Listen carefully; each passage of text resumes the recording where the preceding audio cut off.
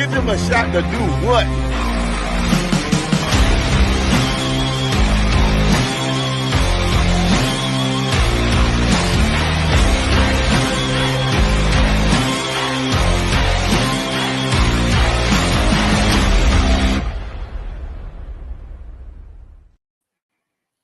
Yo, baby, I'm coming for ya. I'm with the man, the myth, the legend himself. He is in there like swimwear. We tag teaming yet again. We were here for the Chicago Bulls departure, the 2024 season. And that wasn't great because we knew what was going down. But when Rob and I do shows, it's magic, no Johnson. Straight magic. I mean, you love to see it. You don't want too much magic.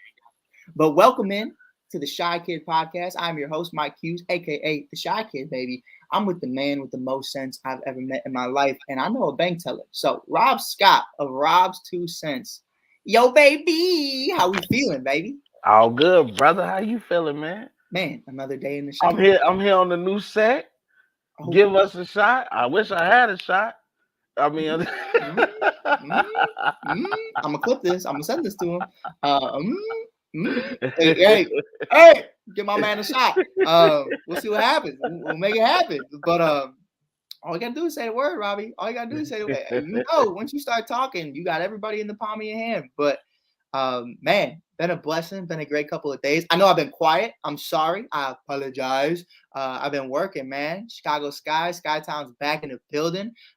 We had our first preseason game at home. Teaspoon's first win as a Chicago Sky was at Wintrust Arena with the season ticket holders. Everybody in the comments want to talk about it. The arena was empty. It was season ticket holders only. Calm down. It wasn't even like that. But if you see the price of the damn tickets, you're going to know regular season ain't going to be cracking. Empty. It's going down. It's going down. I'm excited, man. I was talking to Angel Reese yesterday, Marina Mabry, Dana Evans, Camila Cardoso. No. Don't be modest, because I know everybody's seen the clip that went viral of how Angel blocks out the haters and blocks out the smoke. That was my boy Mike Hughes that asked that question. My boy doing big things. Y'all better ESPN, Bleacher Report. Y'all better give my boy his credit asking the hard-hitting questions. Man, I just, it is what it is. It's how pressers go. It's how pressers go. Everybody has access to that content. But it was your question. It was my question. I will say it was my. I lobbed it up. You better get them back. I lobbed it up to Reese. It's okay though. Everybody who wants to know can know that I asked that. Yeah, it is what it is. It's not the first time we've had some crazy stuff happen. But Reese, man, the response was beautiful. She slayed the Met Gala. She slayed Breonna Stewart, Jonquel Jones, and Sabrina Ionescu, and Dana Evans locked up your girl, Lady Mamba. I can't lie. Dana might be an all-star this year. So we got a lot going on in Skytown, man. It's been a blessing. So I do appreciate everybody who's tapped in, everybody who's been here around the ride. Because I do remember once upon a time when some networks were telling me that we didn't have any opportunities for the Chicago Sky coverage, and now I see them posting my clips. So I think that's fucking awesome. Look at me now. Hey, I got paper. They not like us. No, what are we doing? Kendrick, come for Kenny.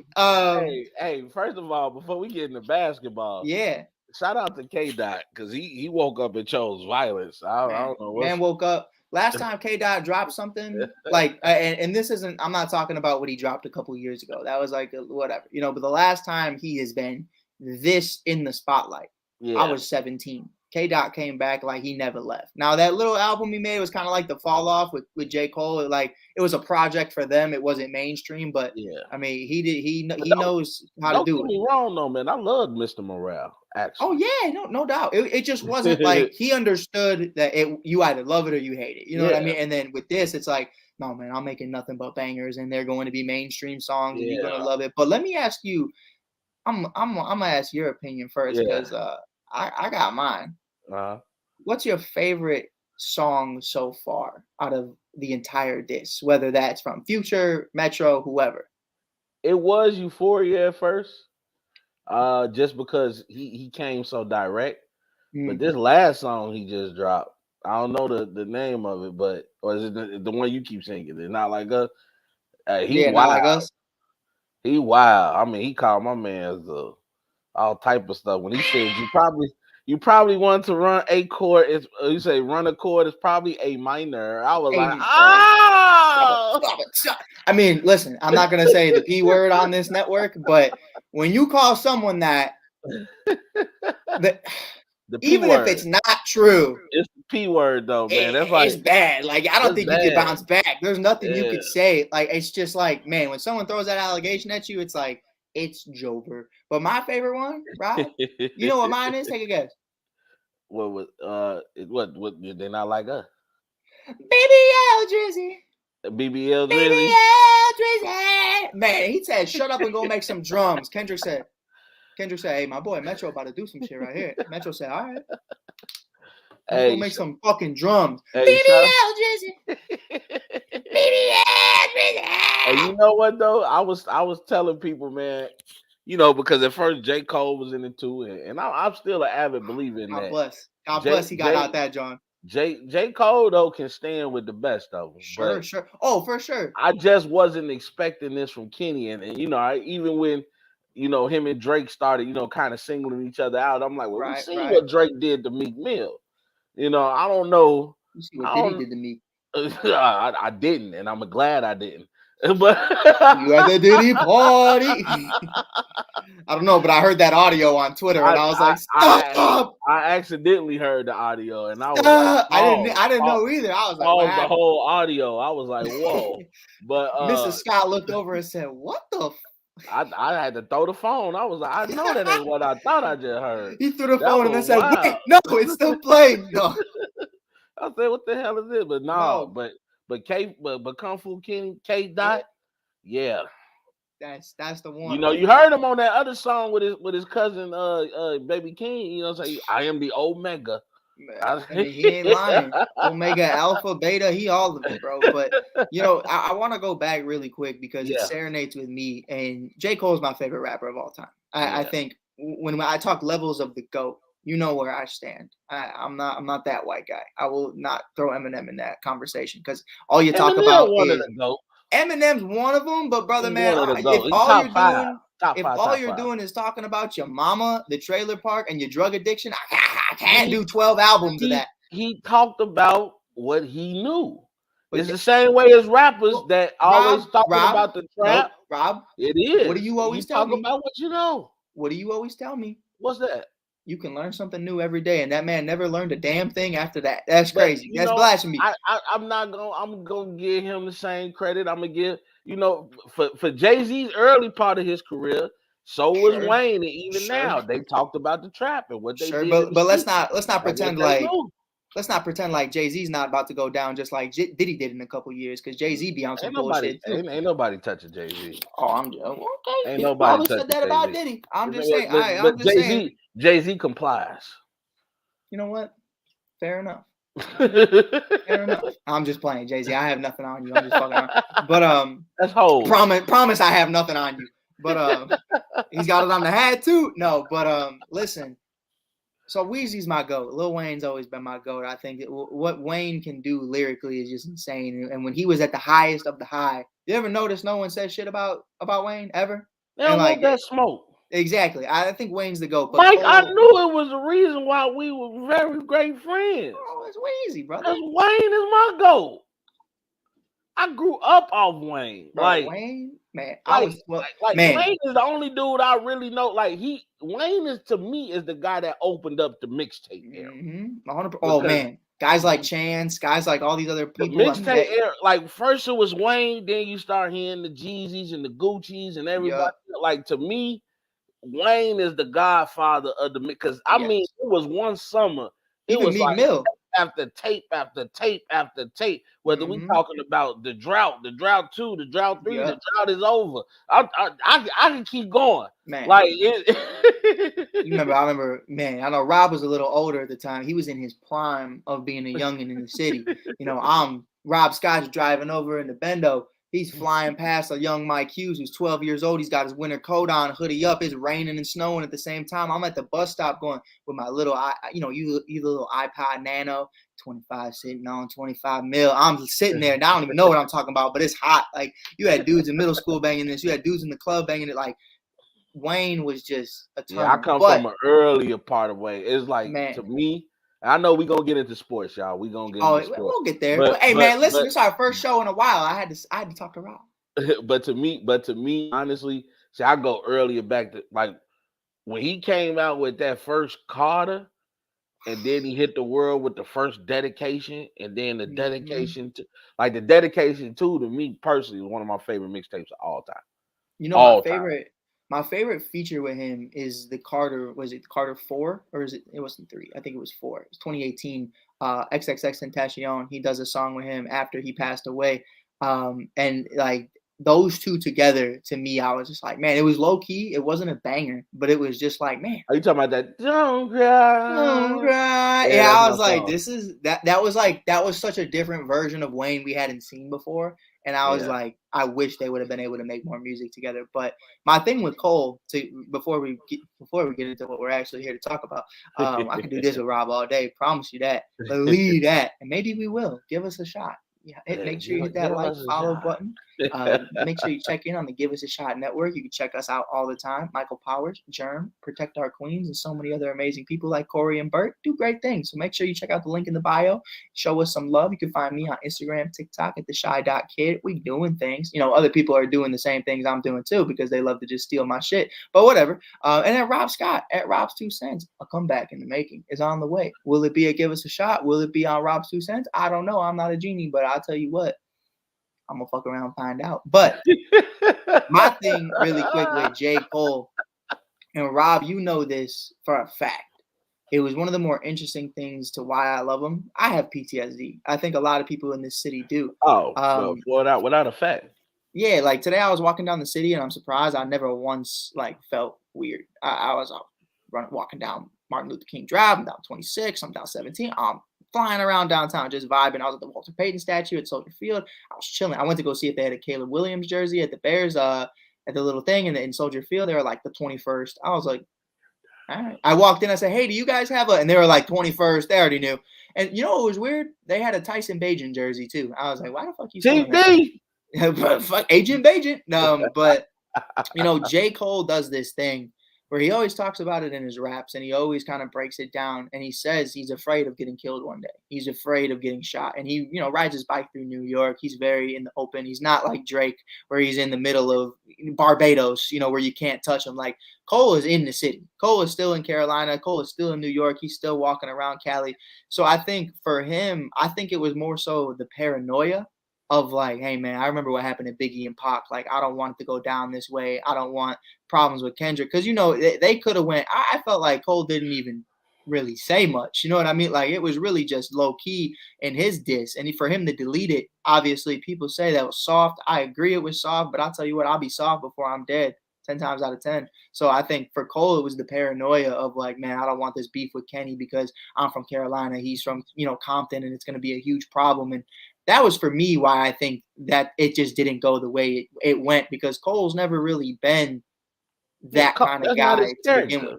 Yeah, Cole would talk his shit on the track, but you even heard, like, you know, in interviews he's done, like, people asking him, you know, what did you mean by this line or this line? And he always stopping people from misinterpreting stuff, like, you know what I'm saying? I feel like he's a direct guy, and it ain't got really nothing to do with being soft. It's just that kind of energy do I want to put out there. Like, we can all, you know, Cole has always been one of them people that's like, hey, you know, this is the big three, and you know, we'll battle amongst each other who's gonna be the top spot. But I think he's always wanted to keep it clean, and you know, unfortunately, K-Dot woke up one day and said, "Fuck that." You know, it's just, you know, it is what it is. He said, you know, ain't no big three, nigga, just big me. You know, I mean, it is what it is at the end of the day, bro. Like, we can't, I mean, but hey, man, listen, we about 15 minutes in. Let's we rock can talk out. Music all day. That I said, man, and that's kind of energy I want to start bringing to Rob's 2 cents, man. I'm just gonna give you my 2 cents on what's popping. Sports, whatever that could be sports. It can be, you know what I'm saying, you know, who is this chick Shaq is with? You know what I'm saying? That's 21 years old. I don't know. Man, no, hold on, because that's valid. We can talk. I'm sure Germ will be making a clip of this. You know, Tulsi shows the DM that Shaq sent to his baby mama Rob, I'm gonna ask you. Is that what the old heads? Is that how they flirt? Is that how old heads flirt? No, she was out of pocket. You Okay. know, the baby. His ex-wife. Okay. She been clout chasing. You know what I'm saying? Me, and I could be wrong, but to me, it's like you don't have any. You and Shaq have been broken up for years. You have no reason to still mention this man's name in your mouth. I mean, clearly he's a present father. You know what I'm saying? His kids love him and acknowledge him, and every time you look up, he's with one of his kids or doing something for one of his kids. We know Shaq the businessman. We know Shaq the person. He's a big kid. Now Shaq as a husband, yeah. I mean, that's the diesel. We know he was out here fucking these hoes. I mean, it is what it is. You know what I'm saying? Like, that's the risk you run being married to not just a famous celebrity, but a wealthy famous celebrity. He can open his eyes and I mean, he owns 100 gyms, women he owns doing burger everything. joints. Yeah, you know what I'm saying? So, and he's admitted that he was a shitty husband. So, but now for her to come out and say, well, I don't think I was ever in love with Shaq. Well, what do you think that make you look like? Rob, are we talking about the same conversation? And you talking about his baby mama. That's his baby mama's ex-wife. Or you talking about the woman he with now? I'm talking about what Was happened. she like 21? You know the rapper Tulsi? Oh yeah. So I got the little message. Wait, Tulsi. I got the message. So Tulsi got a I don't know if it's his baby mama. I don't know who it is to him. Yeah. But he has a kid with her, and Shaq got a kid with another chick. Well, that's not that's what I'm asking. Is this how old heads flirt? Because Shaq hit up his baby mama, and I guess she posted the baby. Now this was from November 20th, 2022, according to the screenshot. And it says, "Can I have that baby? Can I have that baby?" So, and that's all he said. Like that's just straight up what it was. And it's like, I'm asking, Rob, is that how y'all get down? Yeah. What you say, y'all? I ain't that old yet. I'm just asking important questions. I'm just asking, sir. Please. I will say this as a when you get more matured and get more to veteran status, you don't have time to play game. You just be direct. Hey, you want to have this baby? No, I mean, but he said, "Can I have that baby?" So the baby was already there, and it just wasn't his kid. So, but listen, NBA playoffs is here. We're gonna make a transition because me and Rob, wow. But NBA playoffs are here, man, and I'm just Boston just lost, or they're in the process of losing too. We got a fucking show. Welcome to the fucking show. I mean, Will Ferrell cut the scene, cut the clip to it. It's been phenomenal this year. The stars are out, and it's not the stars everybody expected. There's no KD. There's no Steph Curry. There's no LeBron James. Right now, as it sits, we're looking at 6 teams that are doing, or 8 teams really, about to be 6, that are doing their thing. Looking at the OKC Thunder versus the Dallas Mavericks, the Minnesota Timberwolves versus the Denver Nuggets, and the reigning MVP. You have the Boston Celtics versus the Cleveland Cavaliers, and then the Indiana Pacers versus the New York Knicks. Knickerbockers. Man, it's great. Stephen A. Smith is having a time, bro. I mean, but I did see tonight OG Anunoby's not going to be playing. So Josh Hart, sorry, brother, you're not going to see that bench tonight. It's going to be another 48 minutes. I apologize. But tomorrow. Sorry, Tibbs. Tibbs is just going to run them through the ground like he always does. Do they play tonight or tomorrow? I think they play tonight, brother, man. I know Dallas plays tonight. I mean, I could be wrong. Fuck it. I'm not in New York. Because I know Friday Timberwolves play Nuggets. That's the money maker. No, that's going to be the game, man. I mean, you're looking at a team right now that's up 2-0. 3-0, actually, Rob, aren't they? No, 2-0. 2-0. Okay, the first game in Minnesota. And the second game was without Rudy Gobert, who I want to talk about this because I think it's important. Rudy Gobert has his first child and misses the game. Now it's game 2. It is game 2. We're not even tripping. Rob, everybody on the network, on podcasts, everywhere, every couch coach is saying that Rudy is a bad teammate because he wasn't there. Where are you at as a married man? Not a father, but a married man. When, as it pertains to being there for your spouse, birthing the child that you produced into this world, your first child at that, for a game that's not the NBA Finals, for a game that's 2 games into the series, you already have the lead. People are hoeing Rudy. How did you feel about it? I didn't feel any way about it. I understood. You know, I get it. Everybody wants to perceive that this Kobe mindset, you know, that unfortunately became so popular upon his past. Continue to rest in peace, mama. Continue to rest in peace. But I ask you this: you think Kobe? I think most players leave for their first child. Now, I can see if it's 3, 4 kids down the line. You like, come on, man. You seen them? You know what I'm saying? Oh, like, I mean, if Nick Cannon was on the court tonight and he was having another kid, he ain't leaving. Yeah, you know, we got something we're trying to accomplish. But honestly, as well, that shows the trust that not only the team had in allowing him to leave, but the trust he has in the team that, okay, maybe we seen something here that you gonna have Joke on the ropes. You're gonna make them work hard because we still got Cat. You know what I'm saying? Which I got to give Cat some love. You know, I used to give Karl Anthony Towns. Hey, hell, remember Welcome to Mars? One of our first episodes when we were doing our Charmin Soft Player of the Week. Yeah, Cat was my Charmin Soft Player of the Week. This was tissue soft 3 months ago. I'm being real. You know, I don't change my opinion about that. I'm just happy he has, you know, altered the way that his mindset, because Cat has always had all the skill in the world. That's what used to piss me off. Talking about a 7-foot guy who's playing at a forward position, who has one of the best 3-point touches in the league for a guy his size. You made this point years ago. I mean, when me and you first started talking, that we were talking about Cat. And when you really look at it, and I understand D Rose was not D Rose until that October 31st Halloween crisp night when he dropped 50. But still got that jersey too.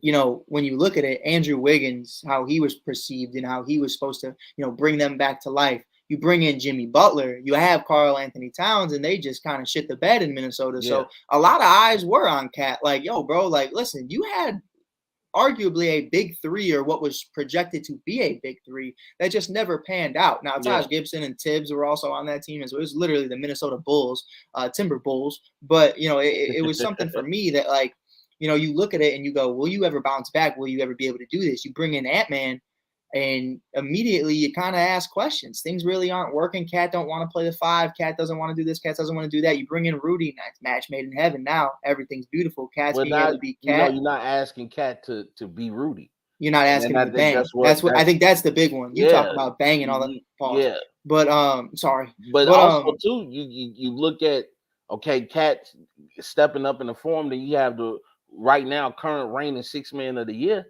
and Naz Reid, who's just been a godsend for this Timberwolves team. I mean, I saw people at WrestleMania holding up a Naz Reid sign. That's that's when you know you've made it. You know what I'm saying? When you crossing over in the other mainstream and you got a crowd, and mind you, WrestleMania was I don't think it was anywhere near Minnesota. I think it was in Philly or something like that. And so you got Philadelphia fans holding up a Naz Reid sign, and I remember them talking about that on ESPN. And then you just talk about, you know, Anthony Edwards, who, you know, you remember I joked and I'm like, all right, let's pump the brakes on calling that Michael Jordan's son. I've had a Morpheus moment.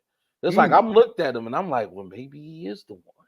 You know, I don't know. I mean, the man out there doing the Jordan shrug. I mean, he out there. I mean, it to me, when it comes to Anthony Edwards, it looks like 85 Mike met 96 Mike. Ooh, I just dropped a ball on y'all. Do you know why I think he reminds me so much of Mike, though, in the same breath? To your point, I know you're talking about the numbers, you're talking about the stats, what he's able to do. I'm talking about the mindset too. But the mindset, but outside of that, to capitalize on the mindset, he don't act like it. And I remember Mike, you know, I don't remember Mike, but I seen Mike speak about it. And man, I'm not better than Wilt Chamberlain. I'm not better than all these guys from the past because I never got a chance to play against them. Ant-Man shut that shit down immediately. Yo, no, Michael Jordan's a GOAT, but he's still doing GOAT things. And that's what's important right there is he understands, he respects the people who came before him. That's you know, if you think you're the GOAT, fuck it. You know, even Draymond Green said he was the GOAT at one time. You got to have that mentality. I said that earlier today. Well, you gotta have that mentality that nobody can guard you one-on-one, because also in the same breath, exactly, they asked Anthony Edwards, like, you know what I'm saying, if you play Michael Jordan, do you think you'll win? He said, hell yeah. And that's that's the mindset that you have to have. And also not to mention, I mean, he showed that clearly. The man has talked about his admiration for Kevin Durant. He talked about how KD was his favorite player, how KD was the guy he was watching as he was coming up in the world. And to be able to not only send KD home, but to tell him right in his face, sit your old ass down. This is my time now. Yeah. It was messed up, bro. It was what we saw. But KD loved it, because as a warrior, like as a fighter, as a person who has been through battles, your whole thought process is, I'm the man until I'm not. And if you're gonna send me home, damn it, you're gonna have to whoop my ass. And you can't do nothing but respect that. Of course. Can't do nothing but respect that, man. The Timberwolves are for real.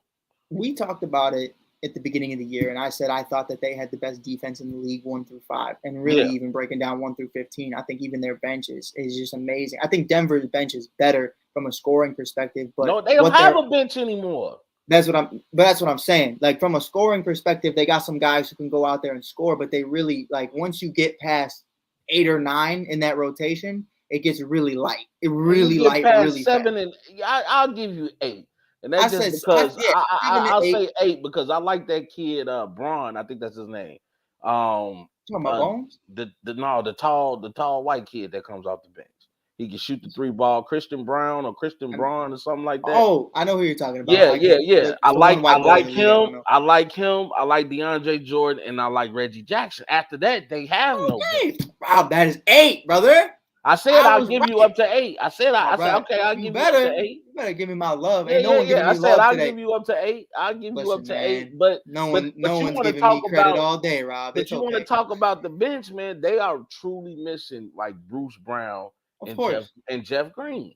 You know what I mean? Like, their bench is not the same. So you're talking about having to play these extended minutes on the starting 5 of the Nuggets. You're looking at a Jamal Murray who they're saying he's hurt. I don't care if he's hurt. He's on the court. You got to play. But he's throwing temper tantrums. Throwing heating pads on the floor and tampons. You know what I'm saying? You guys catching all these attitudes, and then like everybody's been saying, because you can clearly see nobody has ever seen teams make Joker look rushed.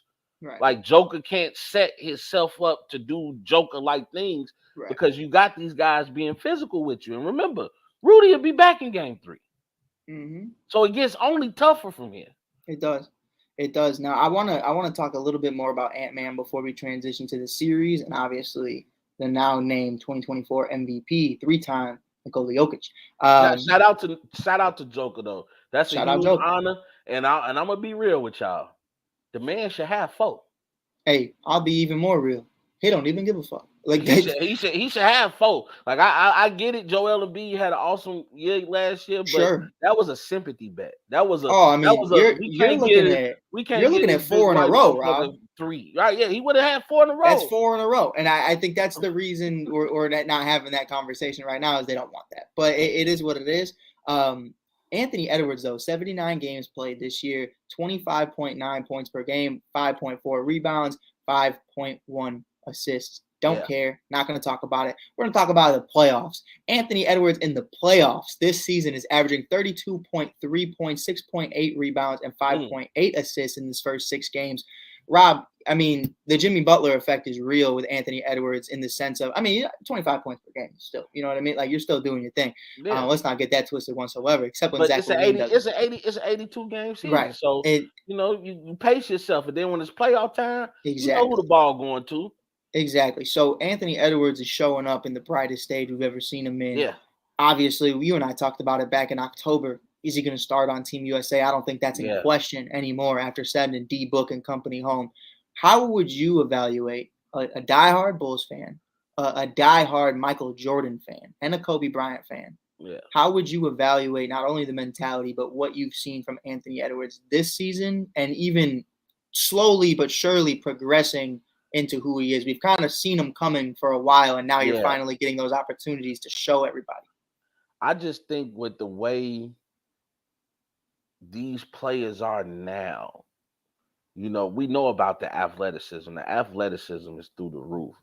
But to see Anthony Edwards actually start to understand the game, that's the reason I make that statement. It's like 85 Mike meets 96 Mike.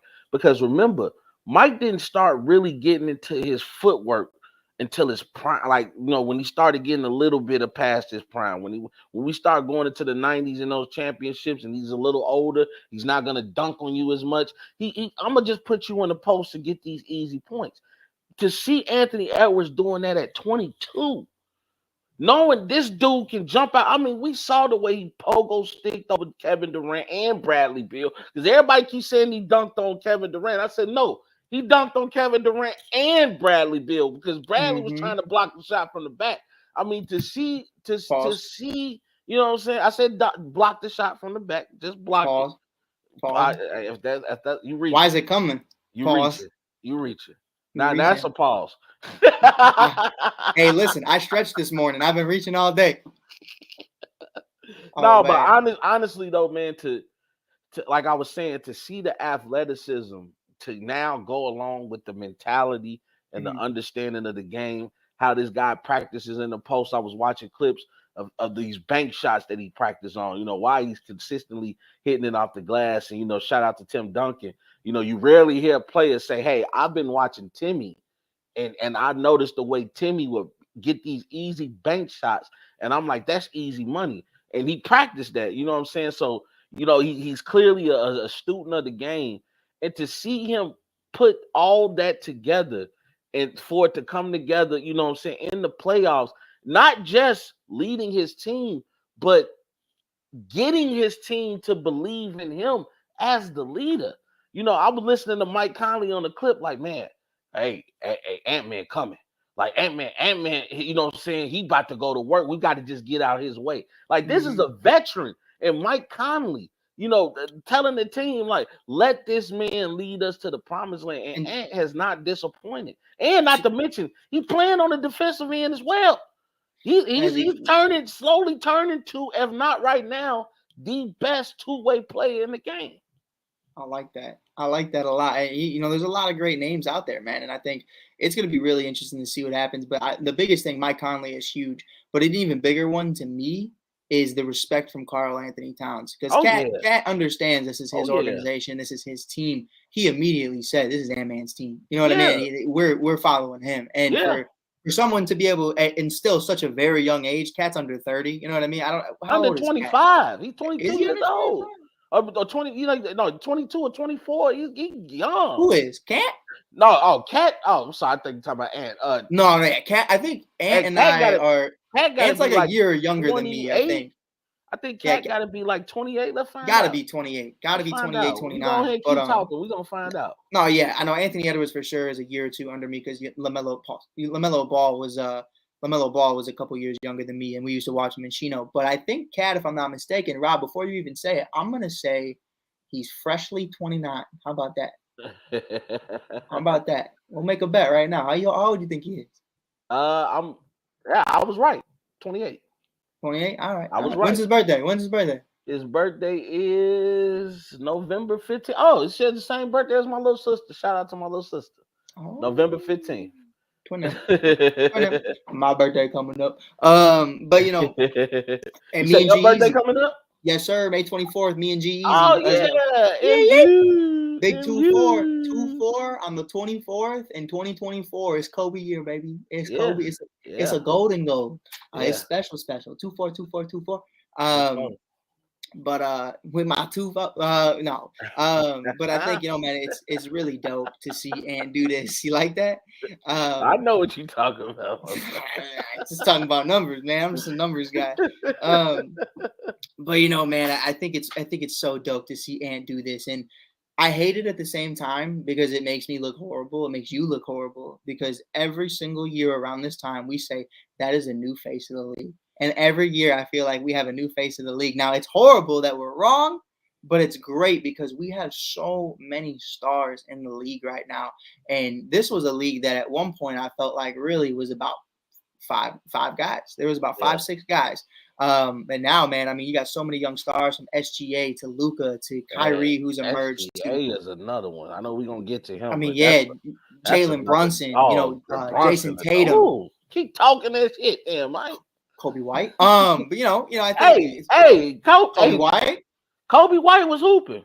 Kobe White was hooping. If Kobe has another great year, he averages 25 points per game. Kobe White is in that conversation. Hey, I'll take Kobe over Levine any day. Hey, I'll take Kobe over Tyrese Maxey. I'll stand to it. Better believe it. I ain't going robbery, highway robbery. First of all, Rob and I weren't on the show when that happened. How do you win most improved player when you go from 20 points to 25, and then Kobe goes from 9 to 19? Well, you got to also think about I don't got to think about shit. That's 5 or 10, Rob. You can't. He's shooting 40% from 3. When it comes to these awards, you can't just think points. I know. You got to think team. You got to think team, but also you got to think too.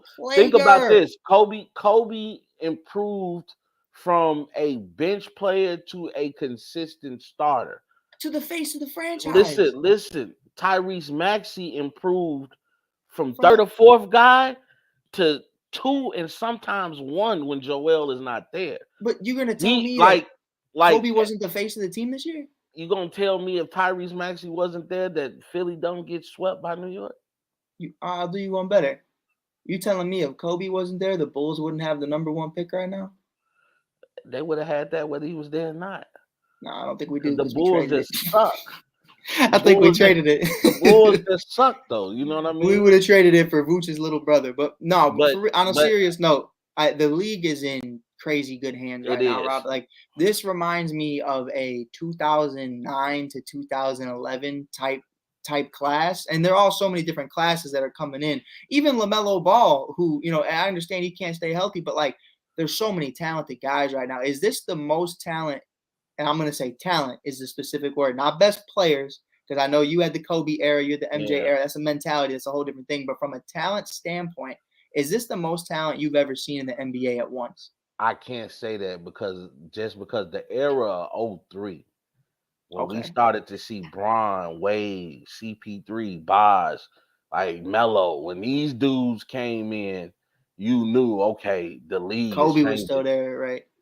Kobe was still there, but remember at that time, they were coming off their that 3-peat, and they're about to lose the Detroit, right? You know what I'm saying? And then Kobe was gonna go through those years where he had to find himself and reestablish, himself as the Black Mamba and change to that twofold.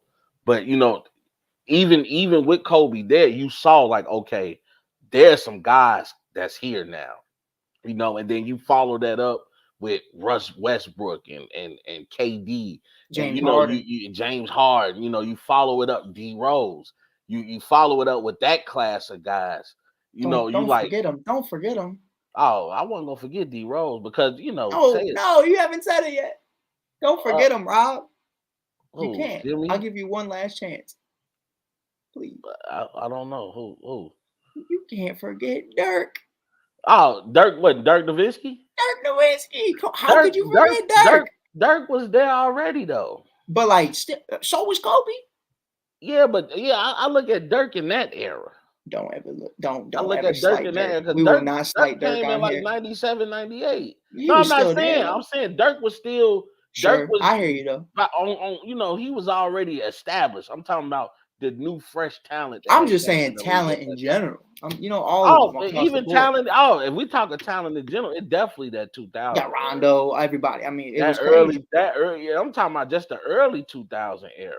Because you remember, you 4 years removed from the 96 draft, which most people say is between that and the 03 draft, which was the best draft class. So now you got Kobe in his prime. You got Shaq, prime Shaq, because now he's under the stand the game a little better, moving on from the Magic. You had a souped up Sacramento Kings squad.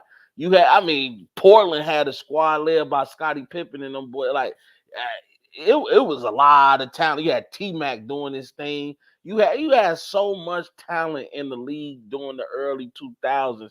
It was crazy. I'm Mm-hmm. talking AI. How can I forget about the answer? Like, you know what I'm saying? That was the original Kyrie. AI used to do some things. You'll be out there like, damn, Yeah. fuck that boy up. Nah, for real. And I think here's an interesting one too that I don't think gets talked about enough. This is a draft class that was so super low key. We're in the middle of COVID. The 2020 draft class, maybe the top names didn't work out the way people wanted them to. Obi Toppin, Denny Avdija, bro, what's even bro's name? Wiseman. James Wiseman. But when you really look at it, Tyrese Maxey, you have, oh my goodness, Desmond Bane. Then these are just a couple names. Yeah. You're looking at Tyrese Halliburton going, what, 12th? And then you look at the big names, Anthony Edwards, LaMelo Ball, Tyrese Maxey, I mean, Halliburton. How would you evaluate that draft class now just a few years later? And really quick, as a Bulls fan, knowing that you missed out on Halliburton and Maxey and only got Patrick Williams, how do you also feel? Oh, well, you know how I felt during that time. I said, we really gonna waste the 4th pick in the draft on a bench player? I wanted Obi. A guy who played on the bench in college? You gonna make him the 4th pick of the draft? That's when I knew whoever was in the Bulls front office was smoking crack. But I call the 2000 draft. I call the 2000 draft. I call it Have a nice night, Rob. We just lost our sponsorship for the night. No. Well, I'm just calling it like I see it, man. No, Mike and Rob will never, ever be media for the Chicago Bulls as long as Arturis is in the building. Confirmed tonight. Look, listen, I'm just being real, man. Oh, fuck them. They're right. They need somebody to tell them the truth. You wasted that on Patrick Williams. Sure. I'm sorry. But I would call that 2000 draft fine wine, because it was one of those things that when you first got it, you was like, oh no, let this age a little bit to see how good it's gonna taste in a couple of years. And it ended up being, like you said, the guys you just named, these are all guys who are huge, major contributors to their current teams right now. Except Maxey, Desmond Bane, even LaMelo Ball, because I mean Charlotte ain't shit with him, but they definitely ain't shit without him. Sure. But they're without him more than they're with him. I'll say that. You know what I mean? Like, well, he got that ball disease. Pause. You know what I'm saying? They just stay hurt. They just know about that. That's a 3-year epidemic. Lonzo Ball just claimed $20 million from the Chicago Bulls. And I'm not mad at him. I'm not mad because you dumb. That might be the last bag, though. That might be the last bag. So I say get it. Make it worthwhile. And he got that Instagram IG wife. So I mean, or ex-wife. So I mean, you gotta make sure. They better leave these Instagram chicks alone. PJ Washington ain't taught y'all nothing. We're not even gonna get into that because I don't want. That woman is terrifying. I don't know if you ever seen her. She be yelling at fans. Oh, you talking about Brittany Renner? She's scary. But let's talk about it, man. Let's get into it. I want to talk about awards. Oh, can I say this real quick? Wait, of course. I got to make this proclamation. I've made the proclamation during the time that Steph Curry will be my favorite player when Kobe retired. Okay. I'm making a proclamation now. Anthony Edwards will be my favorite player when Steph Curry officially retires. I'm with it. It's crazy to think. You know what? I'm asking you about the Bulls, but I know one of your first loves is Steph Curry and the Warriors. Rob, Steve Kerr said that the reason they didn't draft Anthony Edwards was because they didn't know if he had the mentality for it. I'm not even going to ask about Steve because Steve's been slipping for a little bit. He's still respected, still loved in this league. But for you, man, to have potentially had that backcourt, take me on a walk. Anthony Edwards and Steph Curry on the same team. What would that have done for the dynasty? Deadly. That'd have been deadly. I don't think you. I mean, they won the ring even after the KD era. Sure. But I'm thinking 3-4 more rings. I think I have to agree. And here's a bigger thing. What that does, if he develops into the Anthony Edwards today, of course. But like to think that, and this is one of my favorite players of all time, so I'm not knocking him. Would love to have him on the pod. Would love for him to sit down with Rob and I. We could chop it up. But to think that in my eyes, the only reason you didn't go Anthony Edwards was because you had Klay Thompson and because of the love and respect that they had for him in the organization. You're not going to take another guard. You want to give him that opportunity, but to see how things played out, of course, you could always play if what, you know what I mean? We always play that game all the time. I always tell people if was a fifth, we'll all be drunk. Man. Yeah. But listen, before we get into awards, I'm happy you cut me off too, because Denver versus Minnesota the rest of the way. Yeah. Talk to me about it. And the suspension, obviously Rudy coming back, Jokic being Jokic, you can't ever count him out. Yeah, you can't. Where are you at right now? Three-time MVP. I'm thinking a lot of people have been saying sweep. I don't see a sweep. Okay.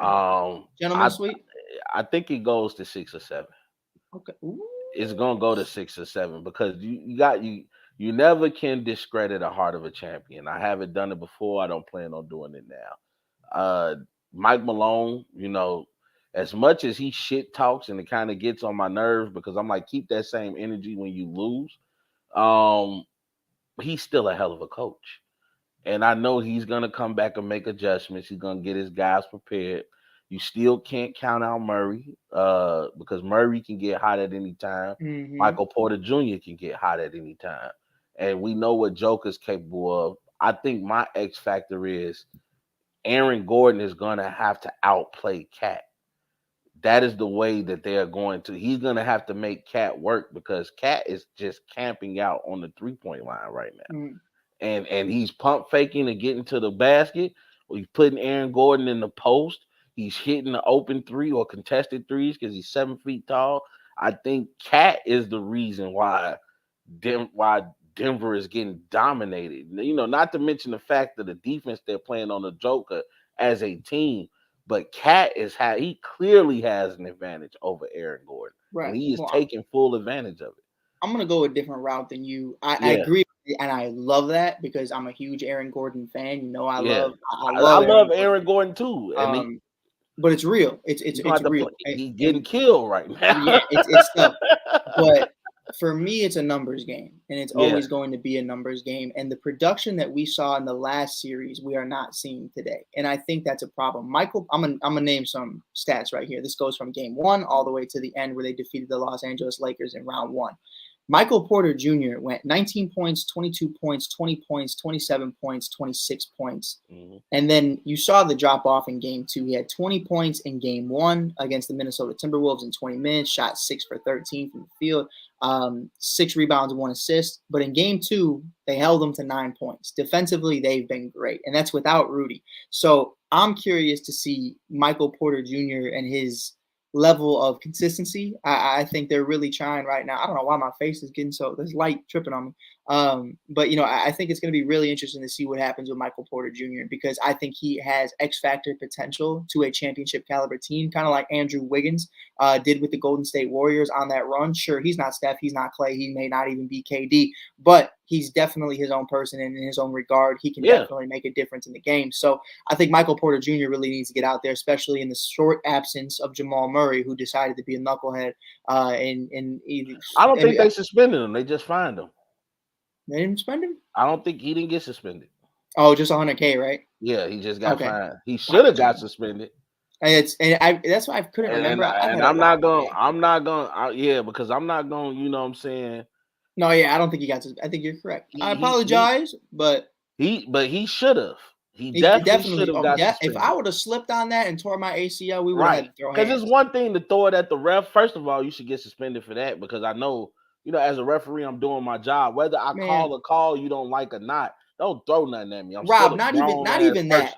On the court, throwing it into in the game. While they're down there. Steph Curry throws his mouthpiece to the sideline and he's suspended. You know what I mean? And we're gonna talk about you throwing a jock strap. Well, that hit a fan. Well, cry about it. And I know that fan loved it. That fan opened his mouth. Said, I would have. He didn't do what Patrick Beverly did. Like Patrick Beverly was out. That was disrespectful.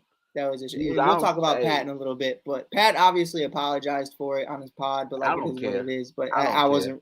I lost a lot of respect for Pat. I don't care because Pat been wild, especially when he told that reporter You subscribe to my podcast? Same If night. I was a reporter, I said, fuck your podcast.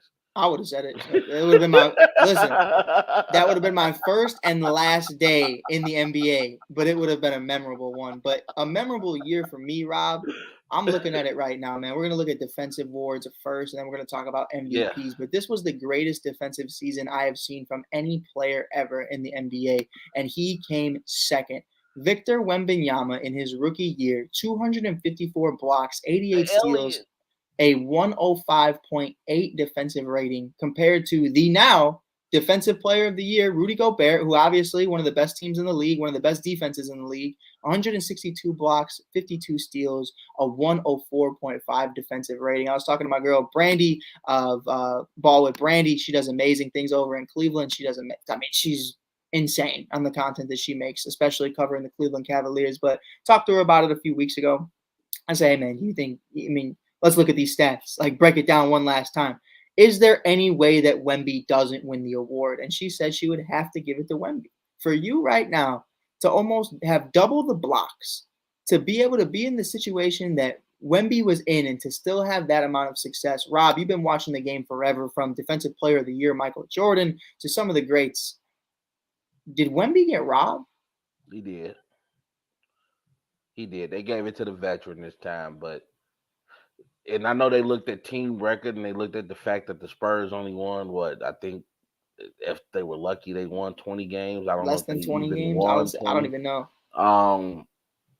But what Wemby did, he was supposed to win more than just Rookie of the Year, because Wembanyama honestly came in and,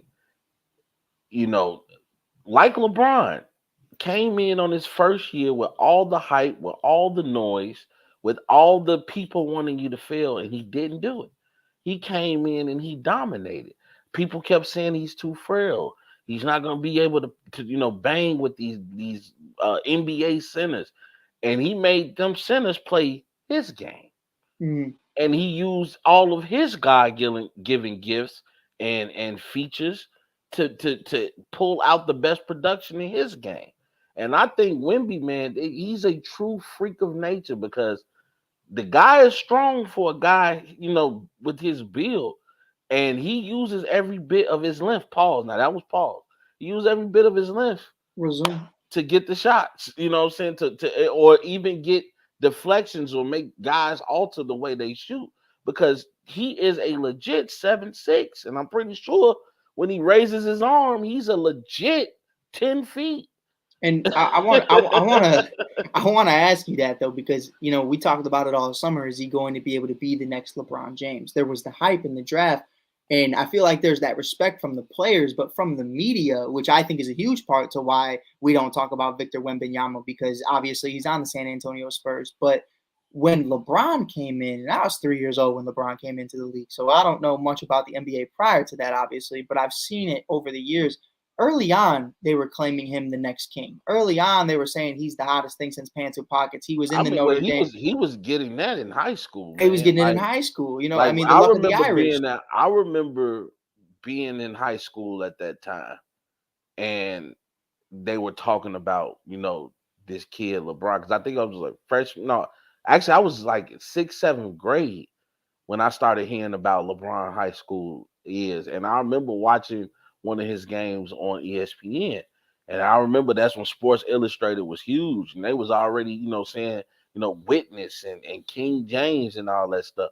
This dude was a dominant dude. Like, it was like Magic Johnson meets Michael Jordan. Like, it really was in high school. So here's the question, though. Yeah.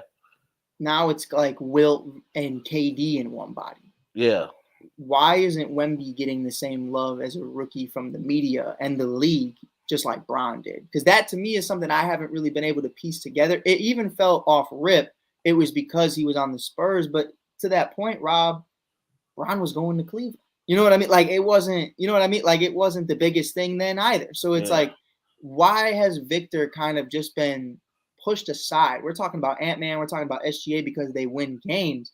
But I've even seen guys who, let's be completely honest here. We're seeing guys on teams like John Morant, who's still in the papers, all these different players from different teams. And it's like, Why? Why are we not talking about Victor? Well, to be honest, man, Victor has to make himself more marketable. Sure. And that's what it comes down to. Like LeBron was very marketable. LeBron was embracing being on the cover of Sports Illustrated. He was embracing, his games being played on national media coverage. He was embracing even coming into the league. Remember, LeBron had a $90-something million Nike contract before he even stepped foot on an NBA court, and that's due to his marketability. Mm-hmm. I think Wemby's going to have to open himself up. He's going to have to put himself out here more. He's going to have to get in the right crowds. That's the game you play. I mean, even now, I just was talking to somebody about this. The era we live in where social media is actually a job for people. Like it's a big time job for these big corporations who use social media as a platform for advertising or getting their message out. Like there's actual jobs in social media. He needs to hire a social media team or something. Get your highlights out here. Get people talking about you. And then of course, the thing that we all know that he has to do, he has to win. The one thing about LeBron, even though Cleveland wasn't that good in his rookie year, they wasn't as bad as San Antonio. Right. Oh, of course. And I think, really breaking it down. Damn. Hold on, give me a sec. I had to get that one out. But I think it's going to be interesting to see what stars the rumor is that want to team up with Wemby. Now, I personally myself, I think it's Trae Young.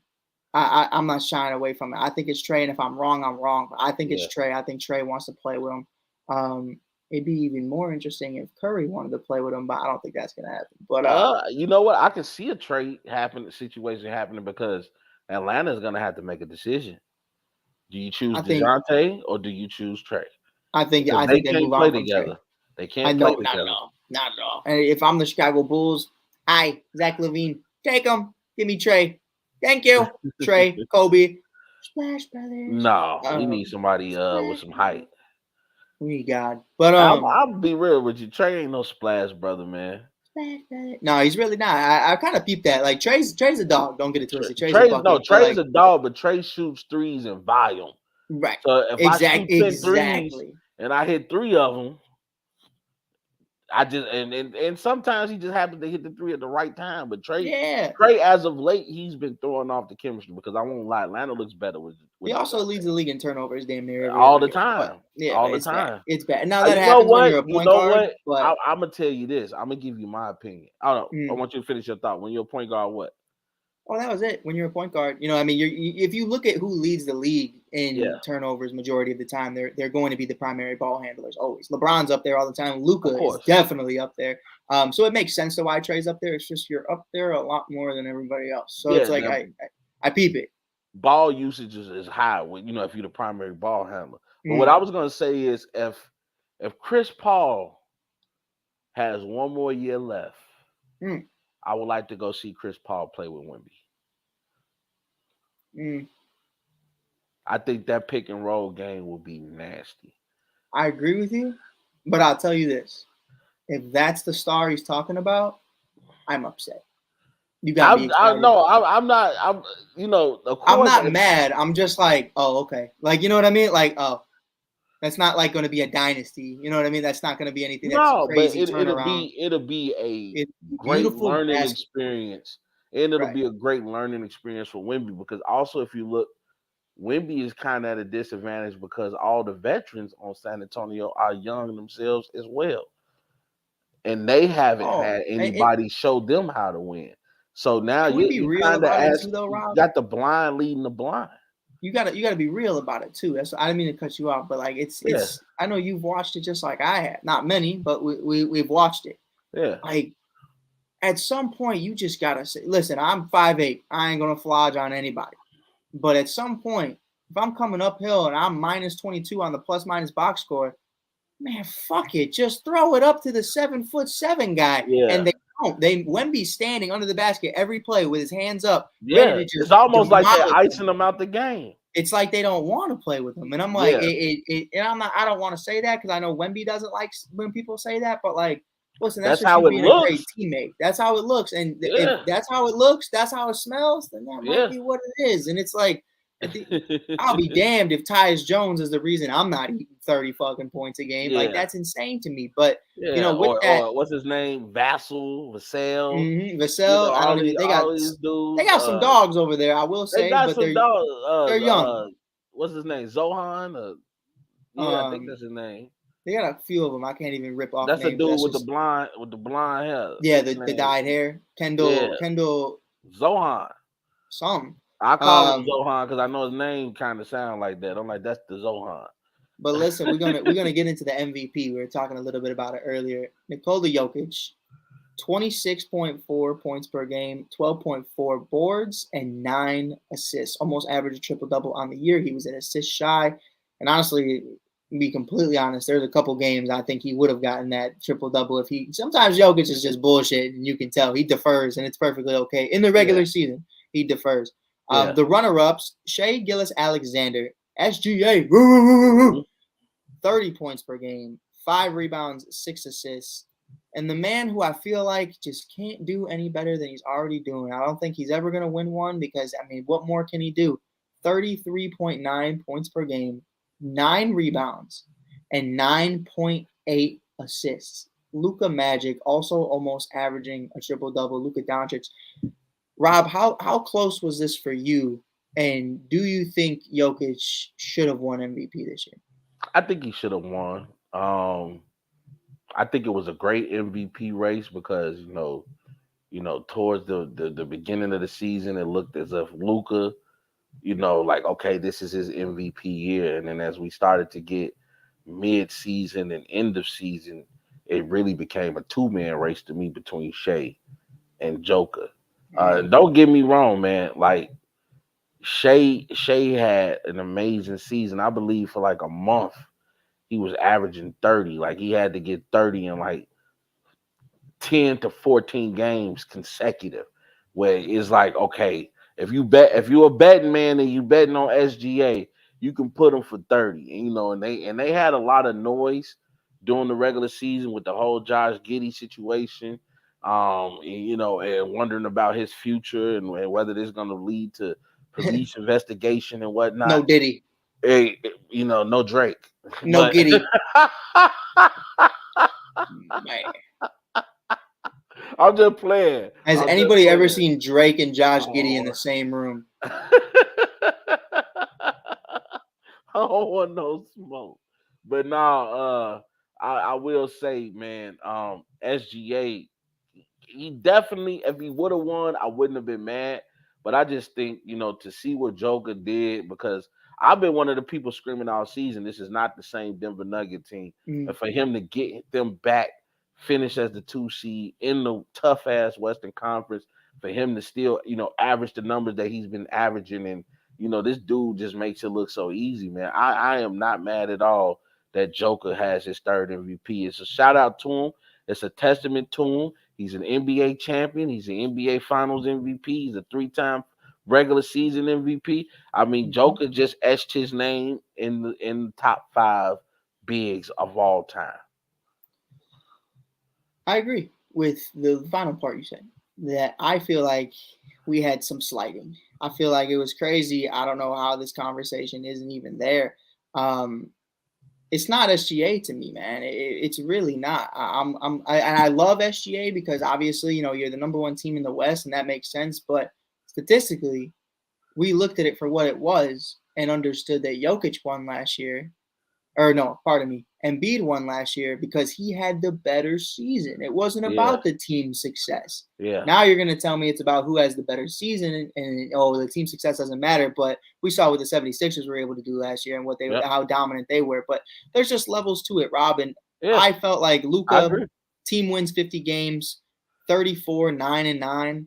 I mean, you're leading the league. First of all, in almost every category, you're a dog. Now, obviously, I'm going to be real when we talk about what Luka's been lately. Crybaby bitch boy is what Twitter's been saying all day. He's always been that way, though. And that's fine. Like, it's a whole different conversation. But if we go Luka off cries of the to the referee after every play. He's always been like that. Every play. And I think it's because he knows, if he goes back to Europe, it's not going to go down that way. So he's taking advantage. So LeBron does it. I don't want to hear shit.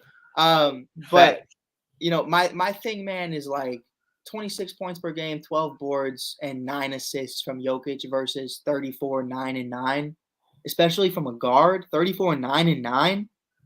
That's that's crazy. But you're talking about a center that's averaging a triple double, and that's cool. But like we've also seen it before. You know what I mean? Like what center have you seen average a triple double? No. We have seen it from him before. You know what I mean? And at some point, it's like, but I get it. I'm but not like, gonna penalize him for his play not dropping. Of course. But like, we also okay. So I'll hit you with a rebuttal then, right? Yeah. So then, why did people get tired when Russell Westbrook did it? That's because people are haters. That's what I'm saying. But like, the league also got tired of Russell Westbrook doing it. Is what I'm saying. Like, you have to haters. You have to remain consistent. And I think Luka, to me, I said at the beginning of the year on Welcome to Mars podcast, I said that Luka's going to be the MVP, and I truly still stand by he had an MVP season. And Jokic, shout out to him. I'm no hater. You know what I mean? I had no bread in this, so I'm not going to act like I'm pissed or slighted about it, but I'm also not Luka. But like, I'm just at a point where it's like they put, you know, when you talk about voters, I don't think it's like you say, it should be numbers, but I think you have to look at a variety of things. Like look at SGA leading the West with 57 wins is important. And you look at what Joker is doing. Got to pay attention. Jamal Murray in and out of the lineup. Michael Porter Jr. in and out of the lineup. Like, you know, he's been the one consistent thing for them. Right. And not to mention Dallas. I mean, Kyrie has had his injury problems. You know, shout out to Kyrie. Let's be real, Rob. Wait, I'll let you give your flowers to Kai. I'm sorry. I had to give my flowers to Kai, man, because you know what I'm saying. You know, Kai got a lot of shit, including from me. You know what I'm saying, when he was on that bullshit. And not me, and you know it wasn't me. Hey, I'm gonna stand on what I say, because I you know, hey, what Drewski say? We stand on business. You know what I'm saying? So I'm gonna stand on what I say, on what I said, because he was on bullshit. You know what I'm saying? We ain't just talking. I ain't talking about the vaccine. I'm talking about it's not showing up to work. I'm talking about coming to the Boston Celtics game with fucking Sage, with the Sage, and doing your voodoo shit and all that. You know, just unnecessary shit. You don't show up to work, but you show up to a court Zoom call. You know what I'm saying? It just things like that. It's like, yeah, Kyrie, you were a distraction at that time, but to see, you know what I'm saying. Because one thing you can't ever say about Kyrie is that the man ain't got game. And to see now his mindset of him wanting to be there in Dallas, I think, you know, it's a testament to Mark Cuban. Shout out to Mark Cuban and the job he does as an owner, and how welcoming he is, you know, when you're joining the Dallas Mavericks. I mean, I've even heard opponents talk about, man, we love to play in Dallas, man. He get us food too. We got lobster, steak, and shrimp. You know what I'm saying? Mark Cuban looking out even for the opponents, man. And you can just tell that Kyrie, you know, once he felt comfortable and felt at a place where that wanted him, and it wasn't going to try to, you know, force their agenda on him, let Kyrie be Kyrie. Hey, you get this result. You know what I'm saying? You get you get Ramadan Reed. And Ramadan Reed, without a single glass of water, living off his sweat, was dropping 40. I mean, like, people don't understand. I have so many friends of Muslim descent who, I mean, Ramadan is probably the hardest thing any. Oh, that's a test of discipline. It truly discipline and faith. Not even just discipline. It's pain management. I think, like, you have a pain tolerance, and let me tell you, man, like, people don't get it because we come from America, come from a place where there's a burger joint on a dollar menu on every corner. There's people in this world who die of hunger, die of thirst, and the second I don't eat after like 12 hours, I get a little dizzy, and I start losing it. Like, for them to be able to do what they do is probably some of the most incredible shit I've ever seen in my life. Oh, without a fact. And I could tell you today, I will never participate because I'm not about it. I'm not about it. I can't. You know what I get the munchies, man. Man, I get even as a Catholic, what do we do? We can't eat meat on Fridays. I always do. I'm sorry, Lord, He'll forgive me, but like, I can't not go with the meat. Like, it just pause. But you know, it's just, for me, man. Luka was my MVP, but it is what it is. But one of our last topics, we got a couple more because Rob's tired. He's got work. But Jalen Brunson, who could have been with the Dallas Mavericks and Luka Doncic right now, but decided to go to New York.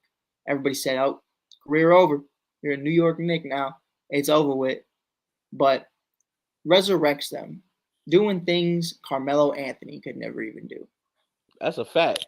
Where are you at right now with the arrival of Jalen Brunson? And I'm gonna ask you this one because I know that's your guy too. Yeah. Not your guy, but I know you got love for him. I do.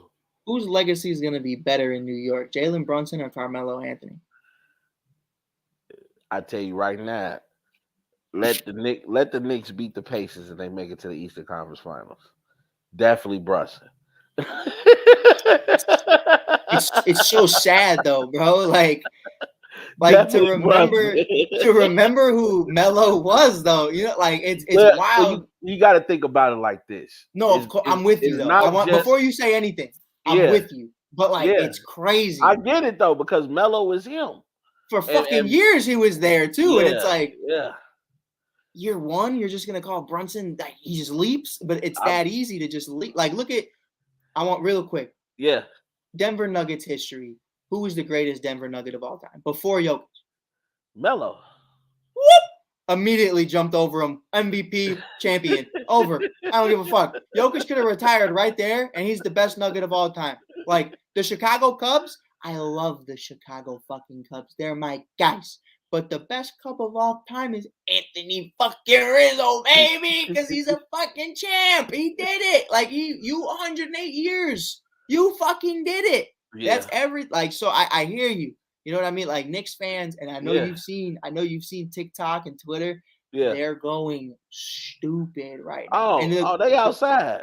The craziest part is they're still yelling fuck Trae Young, and he has nothing to do with the shit. Hey, bing bong. Bing bong. Your mother, you're hurt. But I think, man, it's super dope to see Brunson really take that level. And I know you were such a Melo fan growing up. Obviously, I was too. But it's one of those. Even to this day, when I play basketball and I hit a three, I do the Melo. Yeah. Everybody always says that's Curry. Now I'm like, Curry got that from Melo, whatever. But it's definitely something where it's a weird career because I'm gonna give you some love right now. We're gonna talk about our boy, the son of Shy, Derrick Rose. Yeah. If somehow, some way, the Chicago Bulls end up with a new franchise player, somebody who everybody loves, somebody who wins a playoff game, wins an MVP, takes us to the Eastern Conference Finals, takes us to the finals, first time since MJ. I love D Rose, but I would have to have a real conversation about the longevity of D Rose, what he accomplished here, which, by the way, the other day, it's been 9 years since the shot in Cleveland over LeBron's head, and over 12 years ago, just about a week ago, since he won MVP, youngest MVP to this day. Luka, you could have did it. You didn't. Cry about it. The son of Shy, though, man, we think about it like that. Like, it would be really hard to eclipse a guy like D Rose in Chicago, especially because he comes from here. But it's like, it's not really that hard if you break it down. You win an Eastern Conference Finals. You win the Eastern Conference as a whole. You make it to the finals, and easily, I think people start saying, "Hey, man, forget that." You know what I mean? Yeah. And that's no shot at D Rose or Melo. That's just the game. I think it is what it is. And it is. And you gotta give love to Brunson because Brunson has been able to endure without. We've seen the issues with Mitchell. We've seen Julius Randle. First of all, wasn't his consistent self to begin with, and then he's gone now for the rest of the season. Yeah. You lose a guy like Emmanuel quickly. You lose RJ Barrett. You lose this core that you came in, thinking you're going to play with. And honestly, I'm going to give the Knicks organization a shout out because you moving around dead weight. I mean, getting a guy like OG Anunoby was perfect for the Knicks because now you got a guy who's going to be a demon on the wing. And now you look at the elevation of DiVincenzo, and remember because if I recall correctly, DiVincenzo was with the Warriors, so he got a chance to see the preparation of a Clay, the preparation of a Steph, and understand that I need to be this shooter for Jalen to get him what he needs. You know what I'm saying? And you look at now this Knicks team rallying around Jalen Rose. I like that kid McBride. Mhm. I think he has a huge future. Deuce, that boy is a dog. So you look at this team. The only thing I hate is that Tom Thibodeau is gonna run them boys into the ground the Yep. same way he did Derrick Rose. He's Same way going he to did run Luol them. Deng, the same way he did Yeah, you Joakim. I mean, look at it. Jalen Brunson in game 2 leaves the game with 3 minutes left to go in the first with a sore foot. He sits out the entire second quarter dealing with this sore foot. He comes back in the second half, third quarter, and plays the entire second half. Same thing with Anunoby, which is why now Anunoby is dealing with hamstring injuries. He's going to run these boys into the ground and listen, because I'm he not just praying. sticks with his top 5. I'm not praying on his downfall either, but Josh Hart's been playing 48 minutes a day. You know what I mean? Crazy, dude. It's crazy. And shout out to Josh Hart, who, it's rare that you give a guy a shout out for rebounding. Yeah, and not even that. To size, go from a role player to a piece to a championship team. Yes. It's Wiggins level. Like the level of where he's coming from is even bigger than that. But his rebounding has been top tier, dude. No, for sure. But the top Villanova tier. The Villanova trade. Villanova 3. The Nova 3. The Nova 3 is what I'm gonna call it because I got a tongue twister. Villanova. You look at them. Vanilla Nova. I'm gonna keep saying that. I'm gonna get that right. Just say Villa Nova. Villanova 3. There you I like go. it. I'm here for it. The Villanova 3. I like it. I don't know. I couldn't do it. For a second. It happened. Thank God I'm not in Villanova, but I see now I got it. The Villanova 3 have been cracked out of their mind though, and for them to put that squad together, Rob, do you think that was the plan all along? They watched that team and they brought it together, or do you think they've just exceeded expectations? I don't think so. I just think that. You know what? It might have been because a lot of these scouts and stuff, man. College fans. At one point in time, before Caitlin Clark and Angel Reese hit the scene, men's college basketball was the shit. It really was. And you know what? I'm not even gonna say it's because of Angel and that. It was just the class was weak as fuck. Honestly, man, the men's class was shit. Honestly. It's a combination of both. I think it is. I think it is. The women's game has just dude. Every time I look on my timeline, I see people I can't believe I'm saying this, but I cannot wait for the WNBA. And people still haven't forgotten about college ball because they know Juju is next up, and Juju is about to do some. She's about to do some amazing stuff. I've said talking about my girl Paige Butler. Paige Beckers is crazy. Beckers, yeah, hey, she spells it funny. I don't know why she spells it funny. Shout out to Paige though. Oh, Paige about to go to the finals. I love Paige. Paige. You know why Paige stayed? Because man, Caitlin's gone, Reese is gone. I believe Camilla's gone. Was Paige the one who's? I think she won an award or something, and she stuck up for the black girls. That was. Paige has been amazing in so many different ways. I became a fan of her after watching that speech. Because it's not often, that you know. Well, I won't say not often. In today's time, it's kind of normal. But if you're a black person remembering times that our people went through, and maybe we've even been through to a point, people in their 30s like myself. It was rare at a time where you'll see a white person, actually stick up for accolades of a black. I've never seen, Tim McGraw go up there and say, well, let's talk about all the black country singers too, that why they're not nominated. You never seen that. You know what I'm saying? So to see her get up there and to use her platform to raise awareness for, all the women that were in the competition, the women that should have been named, and the fact that media doesn't cover certain people based on narrative. Shout out to Paige, man. No, for sure. And to that point, I'll piggyback really quick. I've seen a lot of shit in the last few days. Yeah. And I have been with people at The Score, people at ESPN, people at Fox and WGN, and everyone's been rocking with the Sky. And I'll tell you what, Kalia Copper is a finals WNBA MVP and a champion. Yeah. And no one was there towards the end of last season. And there's levels to this shit. And it's Paige and Juju understand that this isn't just about them and their legacy and their brand. Angel and Caitlyn understood it as well. This is about the entire fucking game from top It's to about the bottom. women's game. It's you know what I mean. I'm happy there's coverage, but I also will always remember who was in those rooms. Oh yeah. But And shout out to Angel Reese, the Chi-Town Barbie. Chi-Town Barbie, me Chi Cake, okay. Maybe we'll have Chi-Town the Barbie. Chi-Town Barbie soon on the show. Hey, But hopefully, man. Hopefully, I would love to hey, talk to Angel Reese, man. we've had great conversations so far. I mean, I feel like she's Rob. Let me tell you really quick. She is everything they tell you she's not. Yep. Truly.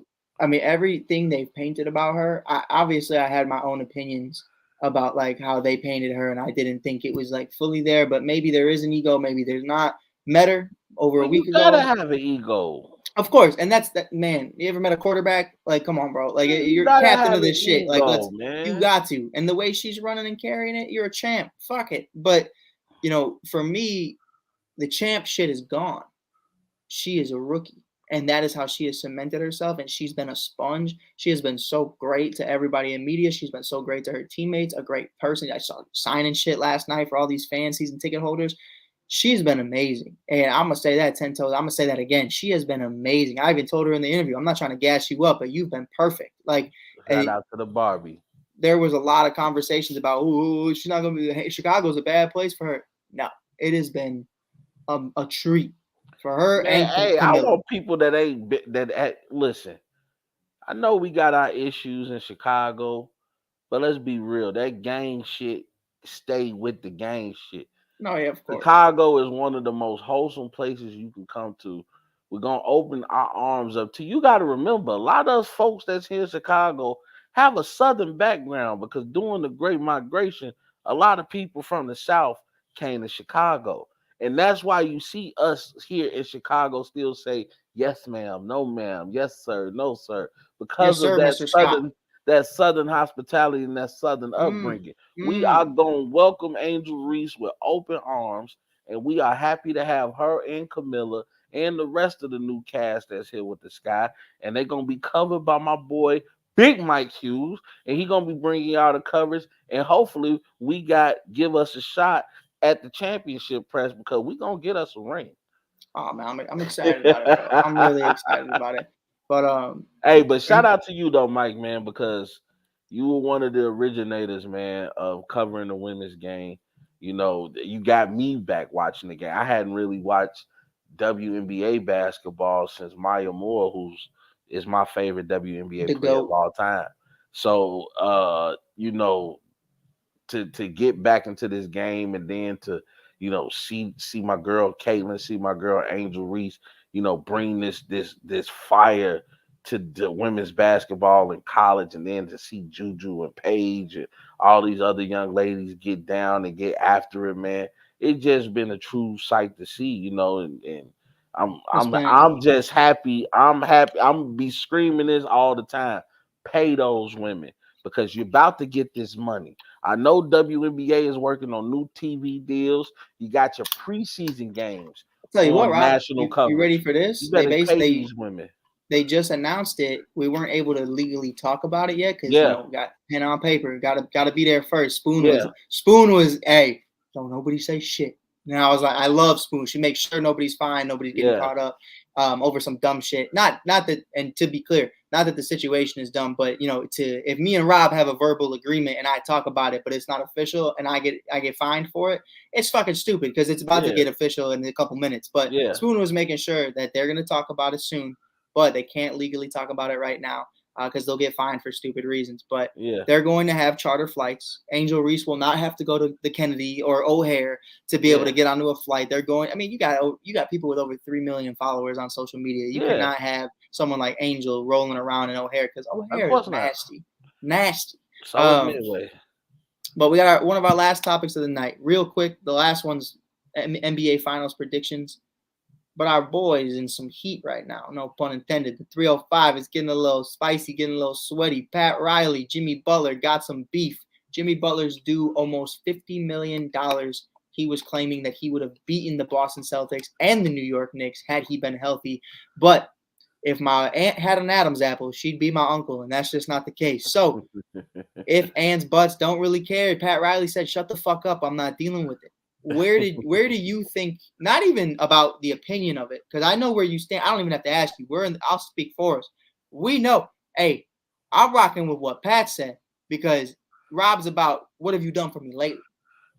Jimmy wasn't playing, then you shouldn't have been talking that shit for no reason, and jokingly so. So to be in this situation right now, do you think this is just two hard-headed alphas in Pat Riley and Jimmy Butler having a moment, or do you think this is the beginning of the end for Jimmy in the 305? I think Pat Riley's really frustrated. As he mentioned, I mean, and I'm glad you brought up, everything that's transpired, because if you listen to the full Pat Riley interview, he had great things to say about Jimmy. Amazing things. His only problem is availability, and you have to think about that. Hey, brother, you've missed 100 games in the last, couple of seasons, over 100 games. Like, I need you here. You were hurt last year. You got hurt this year. You wasn't even able to take us out of this, to be there to lead us against Boston. Like, we need you, and then you're going to add fire to the fuel, talking this shit to Boston like you on the court and can do something about it. I feel him on that. Shut the hell up. You're not even playing. So, why wake up a sleeping giant? Let's be able to hit them with a surprise blow. Now they got a point to prove. You know what I'm saying? Because you won't shut the hell up.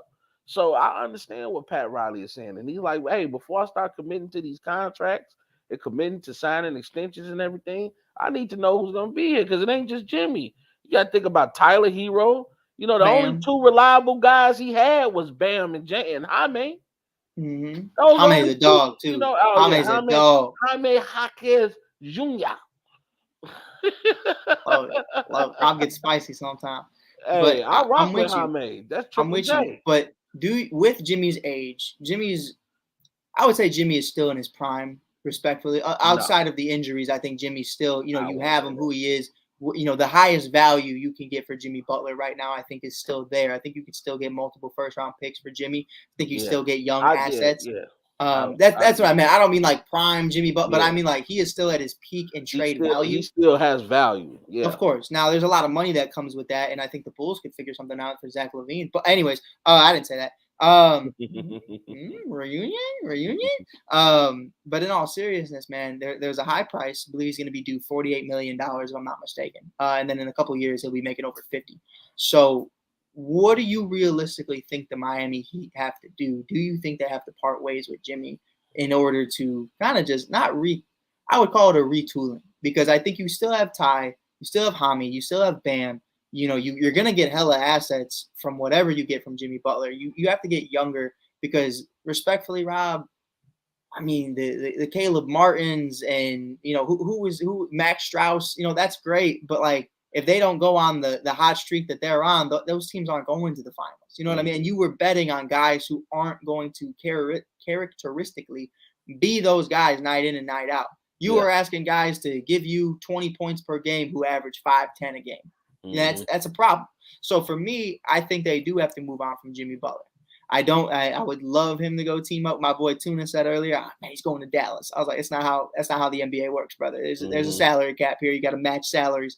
But there's a couple teams that I'm looking at right now, Rob, and I truly do, in my heart of hearts, think that they can make a move for Jimmy Butler. And right now, I'll sit up here today.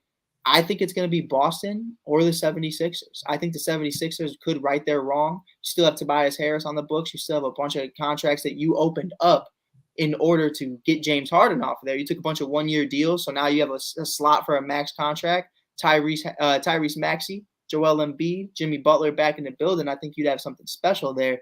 And then with the Boston Celtics, I just always throw them in there because, man, I mean, they do some pretty amazing things, and they always find a way to get some of the biggest names. And Jimmy, Tatum, and Brown, if you could find a way to make that work, maybe you trade Al Horford, whoever, True Holiday. I don't know what you got to do. They just paid True as well, so they could. That's where I'm at right now. I think Jimmy ends up in the Eastern Conference. I think he stays there, but I think it'd be. I don't think Pat Riley trades with Boston as much as I'd love that. I don't think he would. I can see a Philly move possibly. And I can see a possible San Antonio move. You think he's the one that? Nah, I don't think Jimmy would vocally do that. I can see it. I mean, you talking about, you got to still remember Greg Pop, Coach Pop Yeah. still has the that allure in that's the the NBA. mentality too. He's got. You know what dad lore is, Rob? Yeah. What's dad lore? You talking about like that dad aura. Yeah, like Yeah. your dad starts a story and he's like, Yeah. damn, my dad low key, and he'd be like, yeah. So then we were running from 20 dogs, and you're like, what the fuck just happened? Like, how did it's this type of story? He's got that dad lore to it. Yeah. Pop's got that dad lore for sure. Steve Yeah. Kerr don't have dad lore. I think Steve Kerr is Nah. just kind of. I think Steve Kerr is a yes man, and I love Steve Kerr. Like I'll give Steve Kerr credit that he was able to, win the championships he did with Golden State. But let's not forget, like Mark Jackson didn't set that template before. Oh, for sure. And let's be completely honest.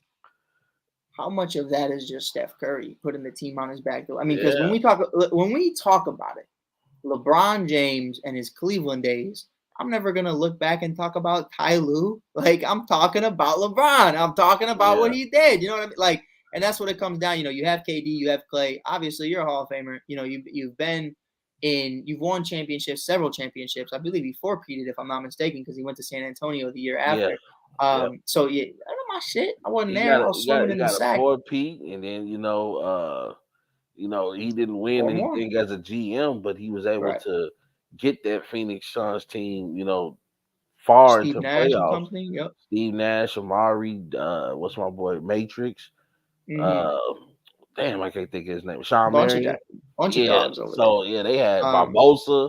They had what was the homie name? Boris Diaw. Wow.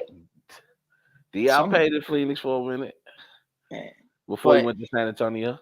So you thinking though San Antonio is a realistic spot for I think San Antonio would be a great spot for Jimmy. Could you they see got some LA young being assets a spot? that they can move? Well, I don't know about LA because because you still have to think about team chemistry. You gotta see what happens with LeBron. Can LeBron play with Jimmy? Because Jimmy he's a ball stopper kind of guy too. Like, he gets the ball in his hand and I'm about to ask you something. Could you see a swap? What, for LeBron? Because not to say that LA wants Jimmy, but if LeBron wants to go back to Miami, if it's all over with LA, they make around the same amount a year. Could you see a swap? You have Jimmy Butler, Austin Reeves, and then Anthony Davis, and then you bring in Tyler Hero, LeBron James, Bronny James, Bam Adebayo. In the words of the mayor, who was he? The senator off the wire. What was his name? Clayton. Shit.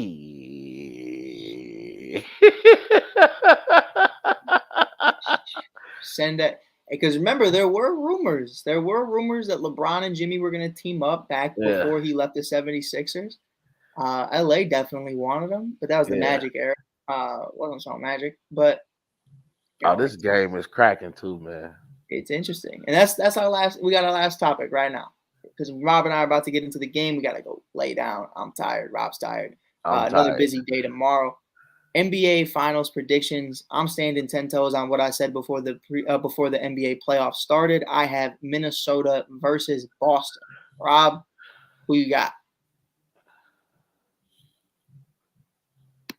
I have to agree with you. I think Boston is definitely a clear-cut favorite to come out the East. I'm a little torn between OKC and I'm very torn. I'm standing on my business though. I'm standing on Ant. I'm torn between that because like right now, even now, Shea is cooking. I just think they're too big. That's my thing too. I think the length of Minnesota is going to be a problem for anybody in their depth. And they a all lot of play people defense. haven't been talking about. They have not been talking about McDaniels, who's been having a hell of a playoff run. And what did they have say? Not been talking about Nickeil Alexander, Walker Alexander, who's been having a hell of a playoff run. Like I said, you got Naz Reid, you got Mike Conley, you got it's not just Ant-Man. Ant-Man is the face, but he definitely got a squad behind him. Cat I just think that what makes Ant-Man so amazing is he's able to make his team mimic his mindset and his tenacity and his anger, because this team is playing angry. Like the way that they're playing defense on Joker, they're looking at Joker and saying, okay, you're going to have to let Murray beat us or Michael Porter Jr., but you ain't doing shit. Right. Like, this was in our topics. We kind of skipped it, but it's relevant again. Yeah. Are we living in the moment, or is Anthony Edwards the next face of the league? Yes, without a shadow of a doubt. Not just him though. I agree. There's going to be many, but just like back in the day, I think OKC and Minnesota is a potential rivalry that I would love to see. Of course, I think like for me. And it's no shot at anybody else. I think the big thing is like, listen, KD was in his prime. D Rose was in his prime. You had a bunch of boys in Boston. You had Russell Westbrook and company, and that was all good and great. You had D Wade, Chris Bosh, Melo. But at the end of the day, it was LeBron as the face of the league. And I think Ant, as much as I love Luka, as much as Ant is marketable because Ant is fucking hilarious. And Ant is just a personality. But on the court, he's a killer, and I think he's literally, the definition of a serial killer is Anthony Edwards. Like, because by day, dude's cool. Dude works his 9 to 5. He's a cool cat. Yeah. Maybe he's your next door neighbor. You're getting your mail at the same time he is. Hey, how you doing? Hey, I'm doing good. Got a leak. Gotta fix the sink. Then at night, he's out there in Gotham, Batman, just straight. How you doing? How you doing? But man, I appreciate you being here, Robbie. I appreciate being on the new set, the Shot Kid, the Give Us a Shot podcast. Shout out to them. Man, I appreciate you, man. Thanks for having me. I appreciate you. But if you want to check out more of Rob Scott, hopefully we get him more consistent on there, because my boy's tired, but the world. I'm gonna make a comeback, man. I miss doing this. You know what I'm saying? The world misses Rob Scott. Period. And I'm excited. You can check him out at Rob's 2 Cents or Team Greatness #1, I believe it is. Team Greatness 1 on Instagram. Greatness 13. Team Greatness 13. I was so close. Team Greatness 13 or Rob's 2 Cents. You can check him out on all social media platforms and all places you can get your podcast. You can check me out on Instagram or TikTok at theshy.kid. We're doing up-to-date news with everything Cubs, Bears, Bulls, and of course, the Chicago Sky. Skytown is back. We are in there like swimwear, dropping a really cool exclusive I'm doing tomorrow about Candace Parker, who just became the president of women's Adidas basketball, the dopest shit in the world. Got to talk to Elizabeth Williams, who's an Adidas athlete, Dana Evans, and Diamond DeShields, who are both former teammates and friends of her, won a championship together in 2021. So we're going to be able to break that down, get their 2 cents on it. No pun intended.